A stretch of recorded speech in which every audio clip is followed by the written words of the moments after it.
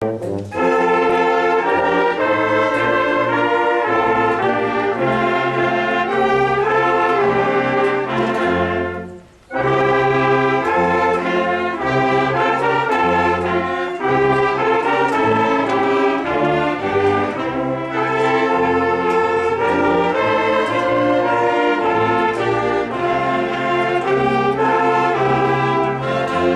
ces temps difficiles pour Madagascar, pour la France, pour l'Europe, pour le monde, nous devons bien faire attention à ne pas aggraver les fractures existantes. Nous n'avons pas besoin de moralisateurs, de donneurs de leçons, mais d'hommes d'apaisement et de bonne volonté. Nous avons besoin de réconciliation. Nous n'avons pas besoin de violence, nous n'avons pas besoin de haine, d'invective ou de mensonges. Nous avons besoin de compréhension dans les esprits et les cœurs. Si vous me permettez de citer un proverbe malgache, Ranirai Tsiti Mafana, Nirai Tsiti Mangatsika, Atovi Marmacha Irai Sana.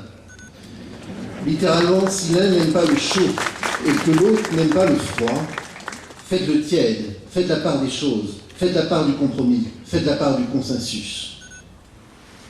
Permettez-moi de vous dire ce que je ressens face à la gravité de la situation, ce que je ressens vraiment profondément, et l'absence de progrès donc dans la résolution de cette crise.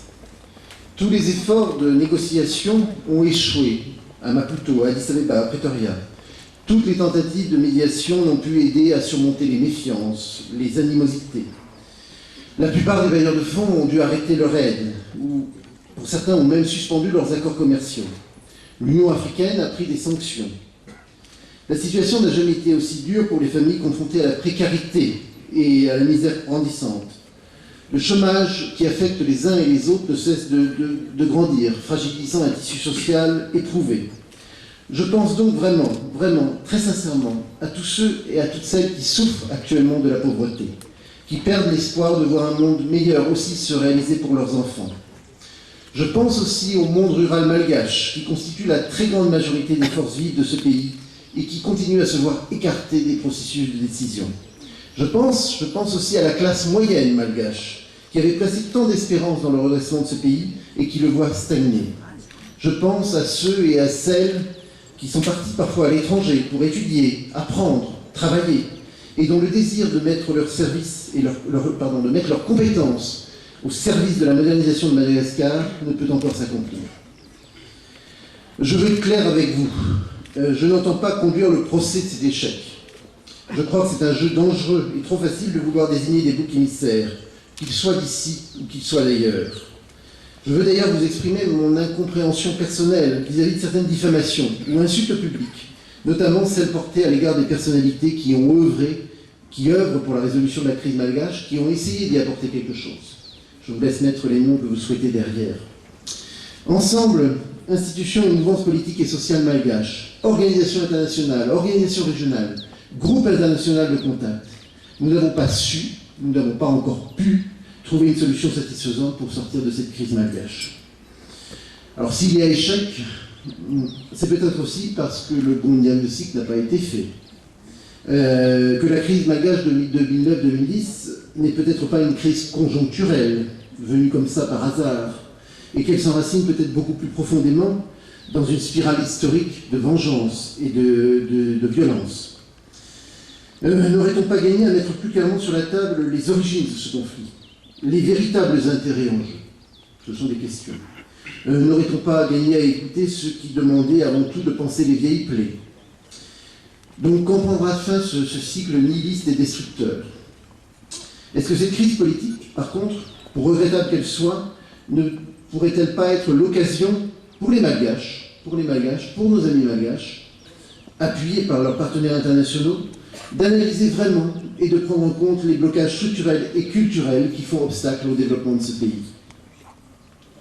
Alors, je voudrais ici rappeler les paroles prononcées en juillet 2007 par Jean-Henri Bockel, secrétaire d'État à la coopération et à la francophonie, dont j'ai eu l'honneur d'être le directeur de cabinet. Je pense que ces paroles sont toujours d'actualité. Là où règne l'arbitraire, là où la démocratie est bafouée, les droits de l'homme violés, les décisions de justice jamais ou rarement appliquées, là où se développe la corruption, la communauté internationale se doit de parler vrai. Ne renonçons jamais à des valeurs et à des exigences qui servent d'abord les peuples avant d'être au service des États. L'histoire le prouve, les lâchetés d'aujourd'hui peuvent être les conflits de demain. Donc je souhaite vraiment, par rapport à ça, lancer un appel sincère et pressant à toutes celles, à tous ceux qui ont le devoir, tous ceux qui ont la capacité, ou même tout simplement tous ceux qui ont la possibilité de faire quelque chose, de faire quelque chose, d'agir. Il faut arrêter de parler, de tergiverser, de blablater. Il faut agir pour la sortie de crise. Il n'est dans l'intérêt vraiment de personne, ni à Madagascar, ni parmi les pays amis de Madagascar, que cette crise perdure, continue, s'aggrave. Alors cet appel, il s'adresse bien sûr aux dirigeants de la transition, dont la responsabilité est grande pendant cette période intérimaire. Il faut effectivement mettre en place cette gouvernance démocratique qui a été promise, en garantissant notamment la transparence des finances publiques et la publication de tous les contrats miniers et services conclus avec des sociétés privées, étrangères ou nationales. Il faut refuser toute corruption, préserver pour vos enfants, pour nos enfants, les enfants du monde, les richesses exceptionnelles de Madagascar, que sont le bois de rose ou encore les espèces protégées. Les trafiquants et leurs complices doivent être traduits en justice et véritablement sanctionnés. Vous devez assurer aussi le respect des libertés publiques et en particulier de la liberté de la presse, auquel nous sommes tous attachés. Liberté de la presse veut aussi dire, par ailleurs, responsabilité de la presse, mais liberté de la presse avant tout, et ensuite engagement de la presse à agir de façon responsable.